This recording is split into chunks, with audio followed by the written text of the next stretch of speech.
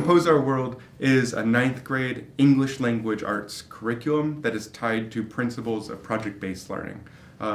Particularly the ways that we're thinking about project-based learning is about centering student agency through things like inquiry into their own sense of identity, inquiry into a historic sense of what this place means in terms of their geographic neighborhood, and thinking about localized issues that they might want to act upon, curate for a broader public, so that each of these activities pushes on a key word that we think about in this work is authenticity, right? So how is the work of exploring and building tied to an authentic presentation of self, an authentic reflection on the world around us? Some of the things that students make in this project are myriad multimodal artifacts, right? Students are making video products, they're making movies, they're making audio artifacts. But on the other hand, they're also making things that are tied to curation, right? So one of the prominent activities that students have done is they will create a museum exhibit that reflects what do we mean by humanity,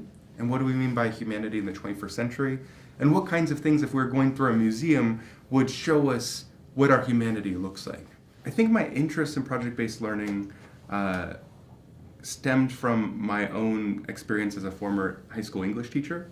And I think about the needs of students that I was teaching and the ways that what we do and what we expect teachers to do in schools is often disconnected from the meaningful and real-world context of what happens outside of school. So by the time a student finishes 12th grade and goes to college, enters the quote-unquote real world, what kinds of meaningful experiences have they experienced that they're ready to then make some kind of impact on the world around them?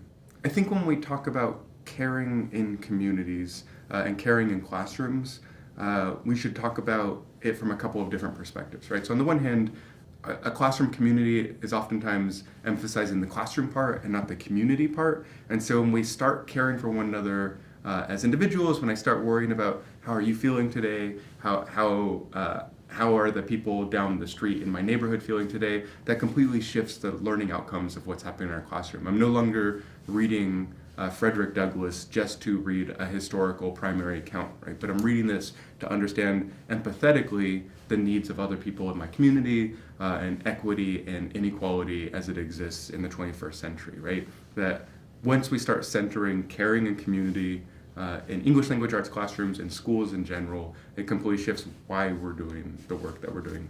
When I think about student voice, it is about recognizing that kids today are experts in ways that we as adults aren't, right? We were all students at one point in our past, but students today have a unique perspective on what does it mean to be a participant in society as a young person in the 21st century that we just don't have, right?